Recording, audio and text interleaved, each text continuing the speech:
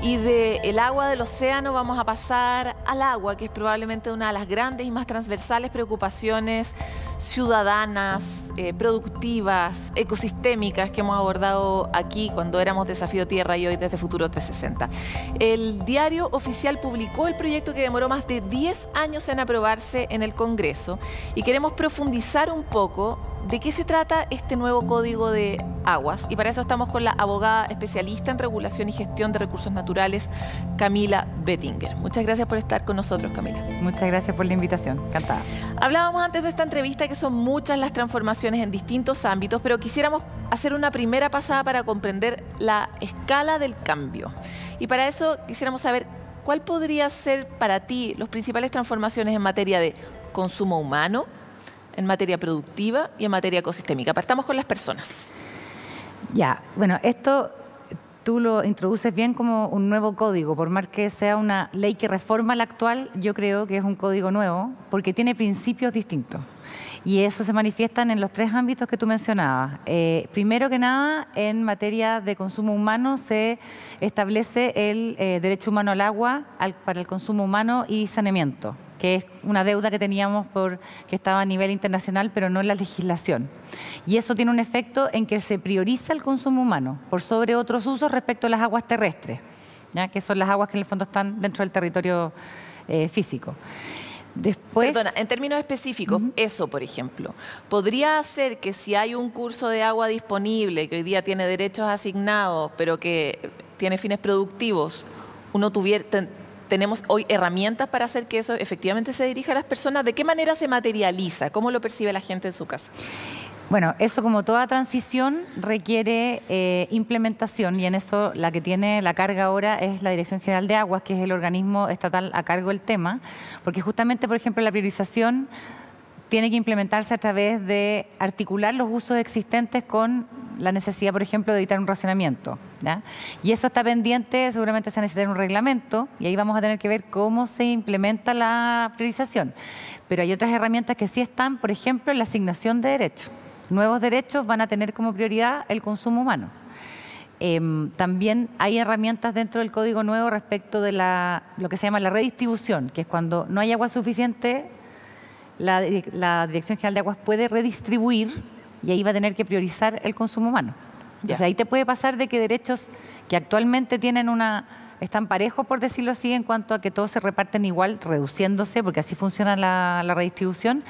No sabemos todavía cómo lo van a hacer, pero sí está claro que hay un cambio de paradigma respecto de la priorización. O sea, antes estaba claro que estaban todos jugando con la misma prioridad, pero ahora cambia eso. Ese sería como el primer principio distinto respecto del código anterior. Vamos ahora a hacer una pasada general por el productivo, como te decía. ¿Cuál es para ti como la mayor transformación que supone este cambio? Que está relacionado justamente con el entender el uso productivo como un uso distinto del consumo y del ecosistémico. Este es el primer. O sea, códigos anteriores hacían diferencias de uso, pero el código del 81, en el fondo el código anterior, una de las características que tenía es que no diferenciaba usos. Entonces, este sí diferencia en cuanto a un consumo humano, por ejemplo, funciones ecosistémicas y usos productivos que quedan todos como en la misma categoría, por decirlo así. Y ahí hay novedades que los que nos dedicamos al tema esperábamos hace mucho tiempo, sobre todo en cuanto a información.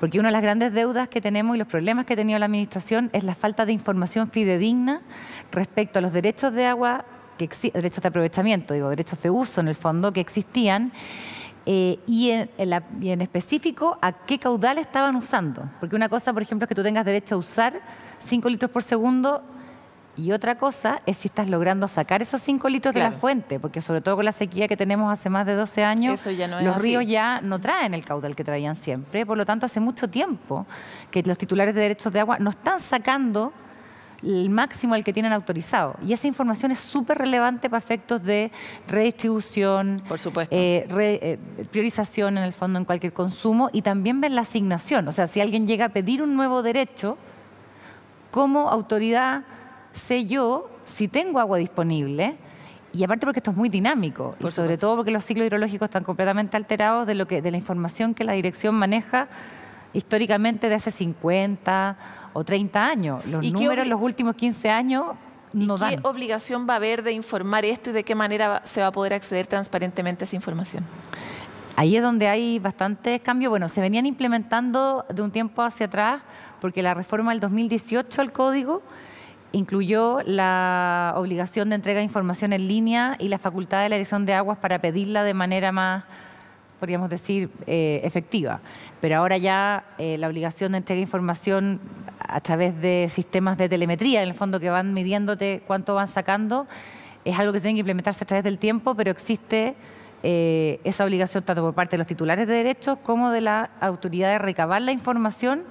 Y yo diría que lo más importante también es que esa información sea pública, en el fondo que se pueda hacer investigación, por ejemplo, o estimaciones a través de esa información y que sea esté fidedigna, disponible. obvio, claro. Claro, uno que sea fidedigna, obviamente, y lo segundo que esté disponible en la medida que sirve para hacer una mejor gestión del recurso, que cada vez es más escaso. Totalmente. Ahora avancemos hacia la línea de lo ecosistémico. ¿Cuál es la novedad? Me imagino que además de que se incluya el factor ecosistémico, estamos en una crisis ambiental enorme, parece ridículo que esto sea nuevo, pero efectivamente cuando uno mira el mundo no es tan lógico que el ecosistema sea un elemento de la legislación, ¿no? Mira, este es un tema que a mí, por lo menos, a mí en particular me gusta mucho y que lo llevo estudiando mucho tiempo. Diría que esto es un hito también respecto a lo que se logró el año 2005 con la inclusión del caudal ecológico. El caudal ecológico es un caudal que se debería dejar teóricamente en las fuentes superficiales, en los ríos, para mantener el ecosistema. Esa es la función. La DGA lo venía implementando mucho antes del 2005. El 2005 fue la regulación y ahora tenemos una profundización de este instrumento en el Código 2022 con un caudal ecológico que se puede imponer a los derechos preexistentes, cosa que no estaba autorizado en el Código anterior, que incluye también un caudal ecológico calificado que tiene, por ejemplo, está pensado para áreas protegidas o para ecosistemas frágiles, típico caso de los humedales, que también está teniendo mucho mayor protección hoy en día. Ahora, esto obviamente conlleva ajustes. Y el tema es que, tú dices, ¿tenemos una crisis ambiental? Sí, tenemos una crisis ambiental, pero en los últimos 12, 13 años en que tenemos ya sequía, yo hablo de cambio hidrológico porque ya pareciera no ser sequía, no es que vaya a llover. Las sequías son periodos de 2, 3 años en que disminuye la pluviometría, pero después se recupera. Cuando tú llevas 12, 13 años, yo no soy hidróloga, pero trabajo con algunos, no sé si se va a recuperar o tendríamos que tener un nivel de lluvias tal para recuperar los niveles de embalse y sobre todo de aguas subterráneas, que son las que más se demoran en recargarse, que yo no sé si podríamos hablar de sequía. Por lo tanto, yo creo que este es un código para un escenario distinto en que el cambio climático lo que más afecta en Chile es el ciclo hidrológico. O sea, las zonas más afectadas con el cambio en las lluvias y en las temperaturas que provocan lluvias y también derretimiento de nieve son entre Coquimbo y el Maule. Y esa es la zona que estamos viendo en que tenemos mayores problemas de agua. Y este código esperemos que tenga la capacidad de darnos las herramientas para ajustarnos. En materia ecosistémica, por ejemplo, bueno, se refuerza el caudal ecológico y también se incluye una novedad que también era muy querida, sobre todo por las ONG, que son los derechos de uso no extractivo. En el fondo, de contemplar como un uso que el agua siga en la fuente.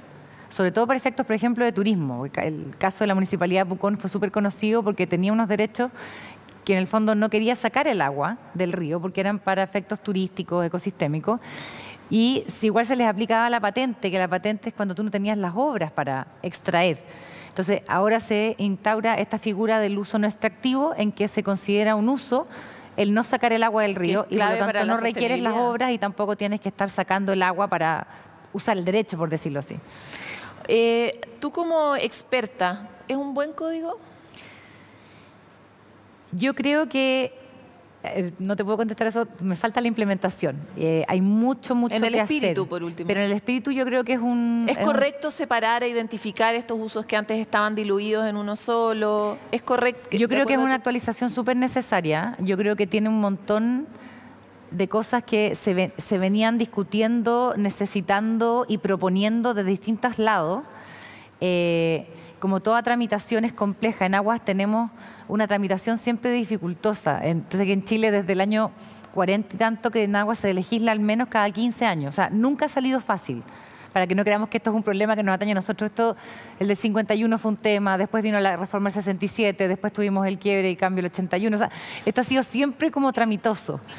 Lo que yo querría destacar, y por qué digo que es un código nuevo, es porque al igual que la reforma del 2005, se da algo que no se da normalmente en tramitación legislativa, que son aprobaciones por unanimidad.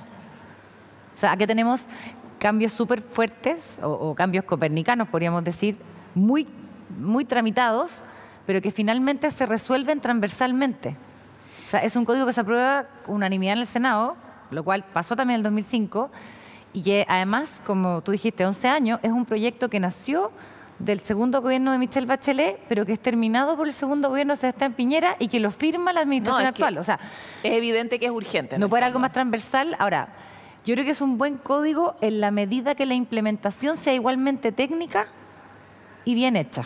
Ya, me quedan nada, en realidad no me queda nada, pero necesito hacerte esta pregunta. En relación al escenario de racionamiento que se ha conversado tanto, ¿este código es una herramienta o podría ser una herramienta futuro como para que no nos enfrentemos tan derecho con el problema a última hora como nos está pasando ahora? Porque sabíamos que venía, sabíamos que estábamos en una crisis, sabíamos que la cuenca estaba súper complicada, sabíamos de los múltiples usos, etcétera. Y sin embargo, todavía nos sorprendemos porque hay racionamiento. Entonces, que sabes que acá yo te haría la diferencia, tal vez como experta, de que estamos hablando de regulaciones distintas. El Código de Agua se ocupa más que nada de los derechos extractivos, no extractivos, como podríamos decir, la primera aproximación a la fuente. El tema sanitario, el tema del racionamiento en las ciudades obedece más bien a la regulación de servicios sanitarios y a la administración que se hace de esos servicios, que son, podríamos seguir, un uso dentro de los varios que hay contemplados en el Código de Agua. Estamos, podríamos decirlo, un paso más adelante. Ahora, pero en el supuesto, si uno tuviera una mejor visión, podría tener una anticipación en la regulación de los servicios también. Por supuesto, y esto tiene que ir enganchado. Lo que te quiero decir es de que el sanitario es un uso como el agrícola, como el productivo y como el ecosistémico. Por lo tanto, está dentro del Código de Aguas en una segunda regulación, por decirlo así. Ahora, tiene que conversar de todas maneras. Ahora, para efectos sanitarios, tenemos un mundo muy distinto entre el urbano y el rural en Chile. Totalmente. ¿Ya? Y en el caso de Santiago, es una cuenca que cumple varias características súper complejas. Uno, un río que prácticamente ha desaparecido producto del cambio climático, que es el Mapocho, afluente del Maipo. Y dos, tenemos por suerte un concesionario sanitario, que es Aguas Andinas en su mayoría, que se ha preparado con muchas inversiones para esto, pero ya no le queda otra que el racionamiento. Y esto es similar a lo que pasó en Sudáfrica, que casi llegaron al día cero. Y las mismas personas disminuyeron su consumo y lograron patear el día cero durante muchísimo tiempo.